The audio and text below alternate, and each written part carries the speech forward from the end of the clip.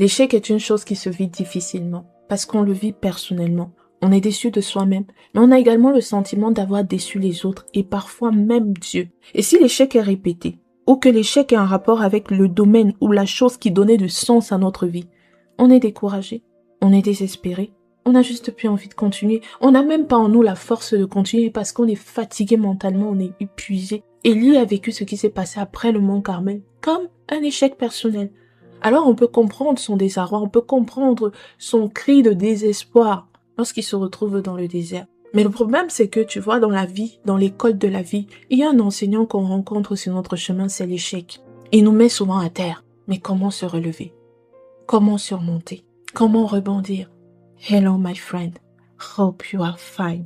Tu l'as sans doute déjà compris, aujourd'hui nous parlons de l'échec, l'une des causes de l'épuisement émotionnel. Comment elle joue sur nous? Mais surtout, comment se relever après avoir fait face à une situation ou des situations qu'on a vécues comme des échecs personnels qui nous ont découragés, qui nous ont fait perdre confiance en nous. Parce que oui, l'échec peut nous faire perdre confiance en nous. Alors parlons-en et faisons face. Revenons un peu au cas d'Élie. Élie a une mission, il vit pour ça. Son cœur est brûlant d'amour pour le Seigneur. Il veut voir ce peuple revenir au Seigneur.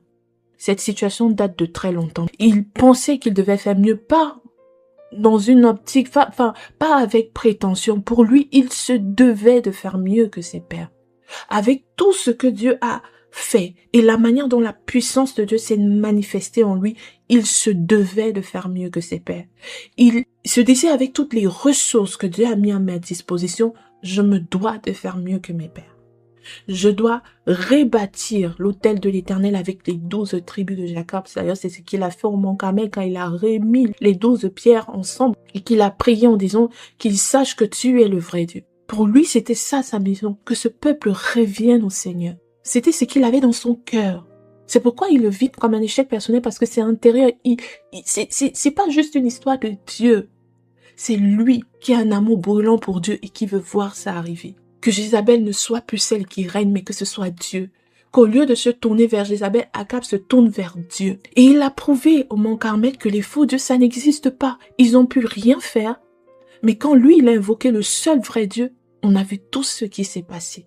Mais au lieu de ça, il reçoit la menace de Jézabel, qui jure au nom des faux dieux, dont on a prouvé que les dieux en question n'existent pas. Alors, il se dit, après tout ça, mais c'est un échec au final. Pour moi, Élie, c'est un échec. Avec toutes les ressources, tout ce qu'il y a eu, tout ce que tu as manifesté au travers de moi, je n'ai pas réussi à faire mieux que mes pères. Je n'ai pas réussi à changer les choses. Je ne l'invente pas. On peut le voir dans ce que Élie dit quand il dit « C'en est assez maintenant, Éternel, prends mon âme, parce que je ne suis pas meilleur que mes pères. » Ou encore quand il va dire « Seigneur Dieu de l'univers, j'ai pour toi un amour brûlant. » Mais les Israélites ont abandonné ton alliance, ils ont détruit les autels, ils ont tué les prophètes. Moi seul je suis resté, il veut prendre ma vie. C'est un échec pour lui. Israël ne s'est pas converti.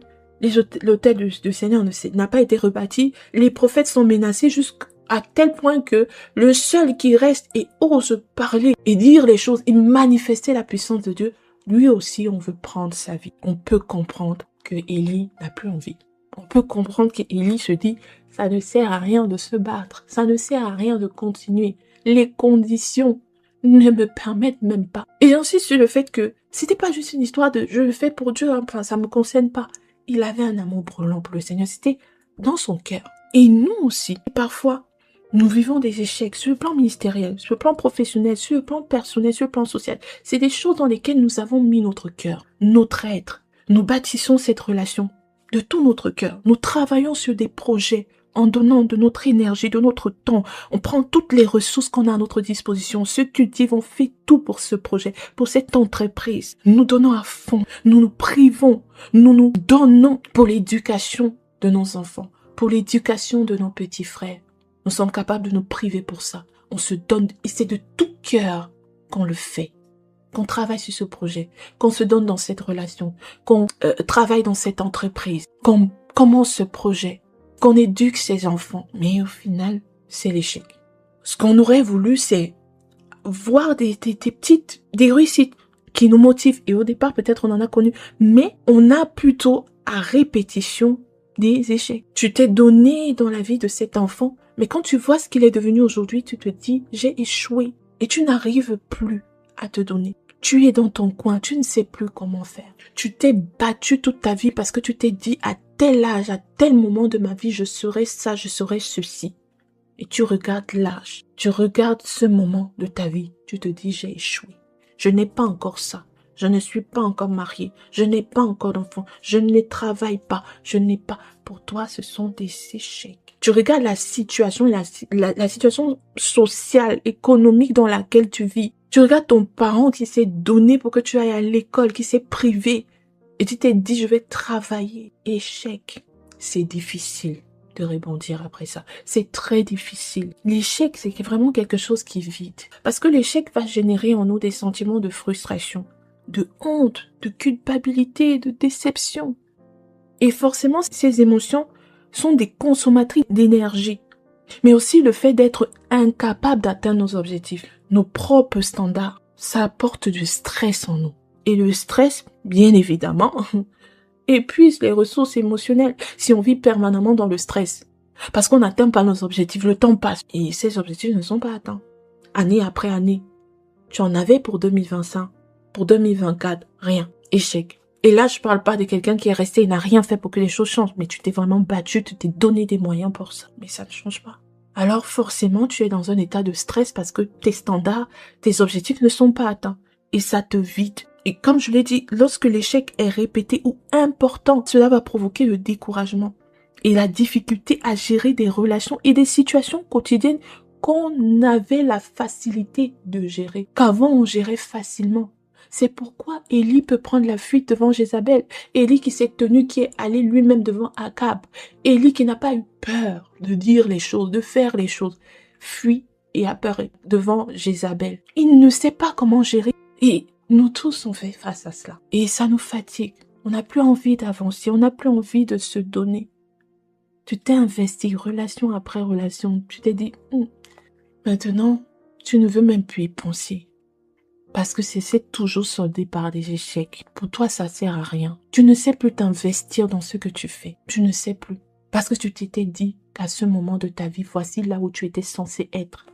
Et pour toi, tu as échoué. Alors, tu te lèves chaque matin, allez, vivons, mais ma vie, c'est un échec. Et oui, c'est triste, mais il y a des gens qui vraiment voient leur vie parce qu'ils ont échoué dans certains domaines, qui n'ont pas réussi ou qu'ils n'ont pas atteint leur, je préfère dire ça comme ça, leur objectif, leur standard. Pour eux, leur propre vie est un échec. Ou même les gens autour d'eux leur font croire que leur vie est un échec. Parce qu'on leur rappelle qu'à tel moment tu aurais dû avoir ça, à tel moment tu aurais dû vivre ceci. Et parfois on n'a même pas besoin des autres. Hein. Comme j'ai dit, regarde Élie, c'est vraiment quelque chose qui était brûlant en lui. Donc même s'il y avait eu des réussites extérieures, intérieurement pour lui c'était un échec. Parce que je n'ai pas fait tout ça pour qu'on voie juste que Dieu est puissant. Non. Moi, je veux voir ce peuple revenir à Dieu. Donc, même si il y a eu des manifestations, il y a eu tout ça, c'est tout comme un vrai berger, un pasteur.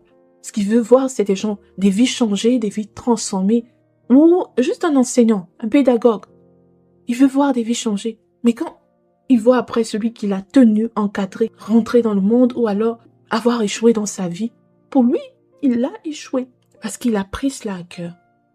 Nous prenons beaucoup de choses à cœur, nous faisons des choses avec le cœur. Et quand on fait des choses avec le cœur, avec toute la passion qu'il faut, mais qu'au final, on n'a pas le résultat qu'on espérait, c'est vraiment pour nous un échec. Et c'est dur de rebondir après ça, mais c'est possible de rebondir. Je voudrais te dire aujourd'hui que c'est possible de rebondir, que c'est possible encore pour toi de rebondir après cet échec, que c'est possible encore pour toi de sortir de cet état qui t'a abattu, qui t'a fatigué, qui t'a fait ne plus rien faire ou faire tout, mais sans motivation, sans le cœur. C'est encore possible. Mais comment? Comment réagir? Comment comprendre cette école? Comment faire face à cet enseignant et sortir de ce cours en ayant compris pour pouvoir avancer dans l'école de la vie? Il y a plusieurs choses que je pourrais te dire. Mais je veux juste aborder 4 à 5 points qui vont t'aider. Alors, il faut déjà reconnaître et accepter l'échec. Oui, on doit reconnaître et accepter l'échec. Il est important de reconnaître qu'on a échoué. Oui. On ne doit pas minimiser. Si pour toi c'est un échec, les gens viendront te dire « Oh non, tu n'as pas échoué, oh non ». Non, reconnais que ici, les choses ne sont pas passées comme ça devait se passer. Ici, il y a eu échec. Il faut pas essayer de le masquer, il faut pas essayer de le cacher. Parce que l'échec n'est pas une fatalité, mais c'est un enseignant. Comme je l'ai dit, c'est un enseignant. Mais il faut reconnaître que ici, il y a échec. Ici, je suis en train de faire face, de rencontrer l'échec ou j'ai rencontré l'échec. C'est la première des choses. Reconnaître et accepter l'échec. Accepter que oui, je l'ai rencontré. Ça ne signifie pas que je n'ai pas les compétences ou les capacités, mais j'ai rencontré l'échec. Mais la seconde des choses à faire, c'est que il faut changer la perception que tu as de l'échec. Pour qu'elle ne te plonge pas dans la culpabilité, il faut changer. Donc, il faut reconnaître l'échec, mais il faut pas que ça devienne culpabilité. Donc, il faut changer la perception que tu as de l'échec pour éviter d'être plongé dans la culpabilité et dans les idées selon lesquelles je ne suis rien, je ne vaux rien, je ne sais rien faire. Non. Tu sais, un journaliste a posé un jour la question à Thomas Edison à savoir qu'est-ce que cela faisait d'avoir échoué 1399 fois avant de découvrir comment fabriquer l'ampoule électrique. Tu sais ce qu'il a répondu? Il a dit, je n'ai pas échoué 1399 fois.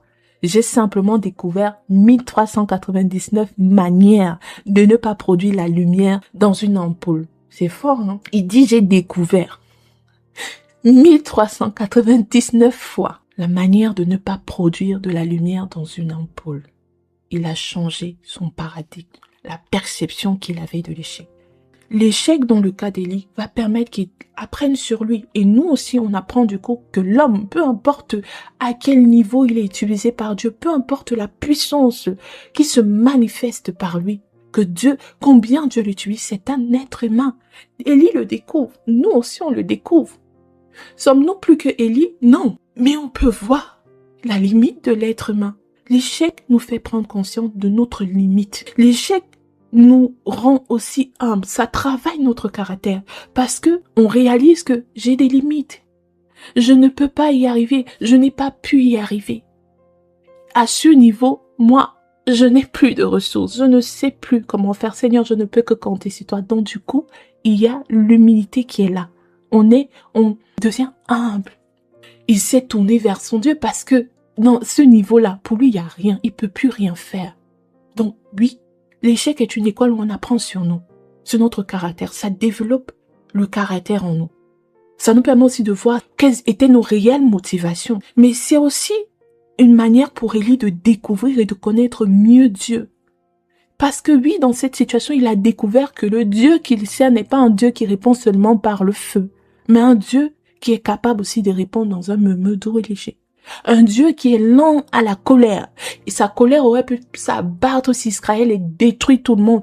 Mais il est lent à la colère. Il prend le temps, il est patient.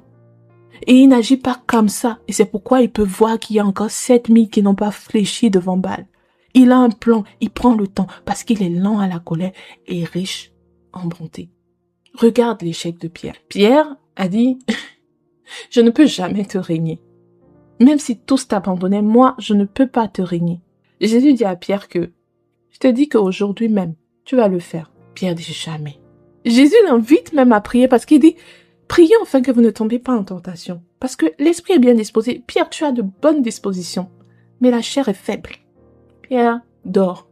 Il ne comprend pas en ce moment donné. Jusqu'au moment où il réunit Jésus, il pleure, il est mal, il va au loin. Il rentre dans ce qu'il faisait. Jésus doit revenir le chercher. Cette situation a appris à Pierre qu'il ne peut pas compter sur lui.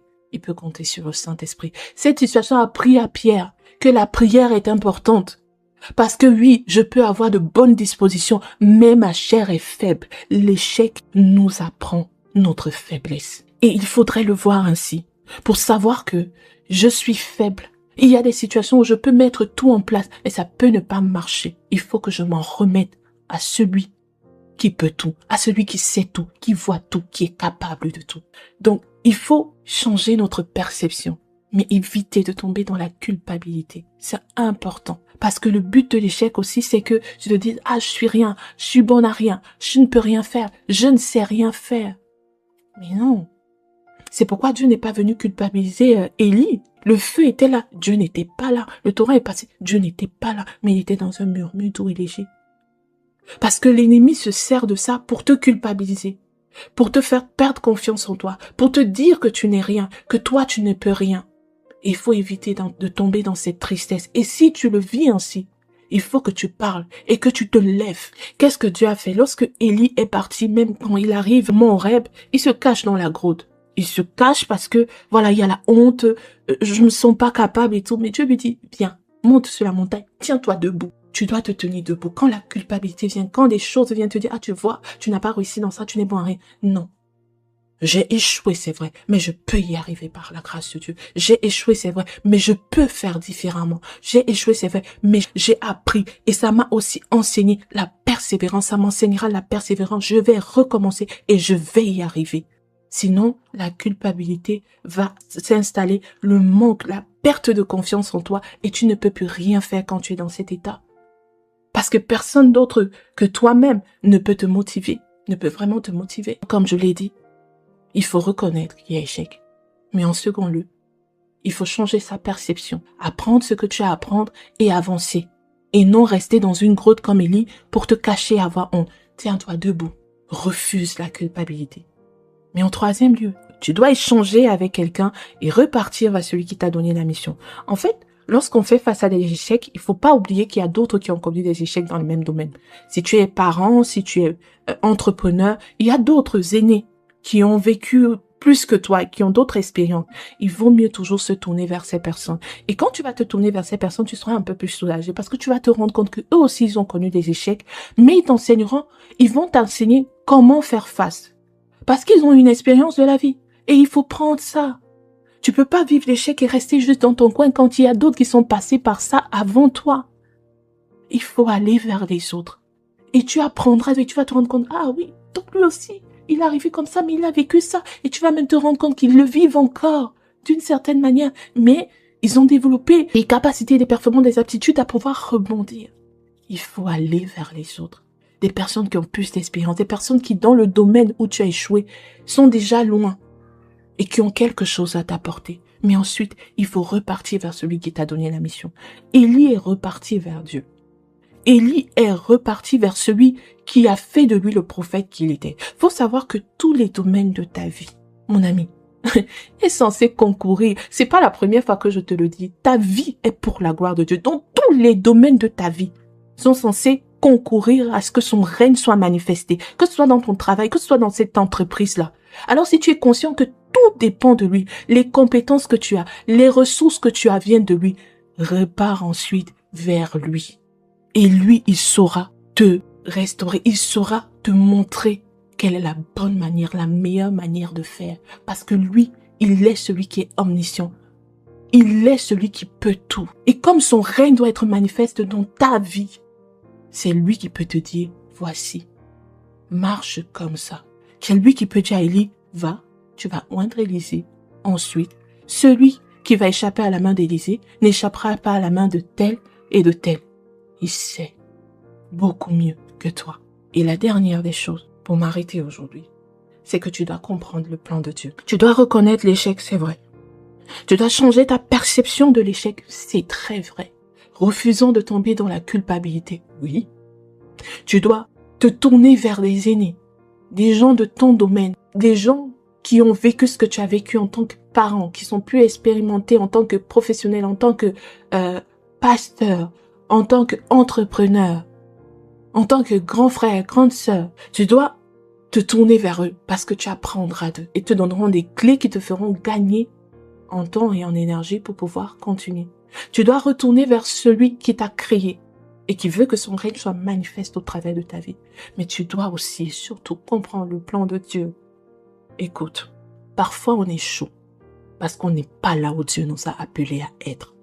Parfois les échecs répétés, c'est une manière de te dire arrête-toi et pose-toi la question, Seigneur, est-ce que je suis dans le bon couloir? Est-ce que c'est pour ça que je suis créé? Est-ce que c'est pour ça, c'est comme ça que je suis censé faire les choses? Parfois l'échec, c'est une manière aussi de te dire, mon ami, il est possible que depuis tout ce temps, tu fais et tu échoues parce que tu ne fais pas avec le Seigneur. Tu échoues parce que tu n'es pas en train de le faire avec le Seigneur. Tu échoues parce que tu n'es pas dans le couloir où il te veut. Tu échoues parce que tu le fais sans connaître ce qu'il a mis en toi, parce qu'il a mis en toi des capacités, des choses qui sont faites pour que tu brilles dans tel domaine et pas dans tel autre. Et peut-être même lui dans ce domaine, mais comme tu ne marches pas avec lui, tu échoues. Pierre a péché toute la nuit. Il n'a rien obtenu, c'est un échec. Mais une fois que Jésus lui dit, ok, votre stratégie, vous en tant que pêcheur, c'est de pêcher ici au bord du rive. Parce que la nuit, les filets ne sont pas visibles et les poissons viennent se nourrir, alors c'est facile de pêcher ici. Mais ma stratégie à moi, ce que je sais, et parce que j'ai déjà prévu comment les choses vont se passer là-bas, moi je te dis, va dans les eaux profondes en pleine journée et il y a des poissons là-bas qui t'attendent. Et après, Pierre découvre même que, au final, ça là je l'ai fait, tu as vu ce miracle, mais je t'appelle à être pêcheur d'hommes. Parfois l'échec vient du fait que tu es en train d'essayer encore et encore de faire quelque chose sans Dieu, sans le Christ dans ton bateau, sans sa direction qui te dit oui, va dans les eaux profondes, ou parce que tu es sur un chemin où il ne t'a pas appelé à être. Alors je prie que tu t'arrêtes dans cet échec et tu te demandes, est-ce que je suis dans la voie du Seigneur? Sinon, tourne-toi vers lui et dis, Seigneur, prends les choses en main. Je ne veux plus essayer de moi-même parce que je ne fais qu'échouer. Prends les choses en main parce que je sais que si toi tu prends les choses en main, je peux rencontrer l'échec.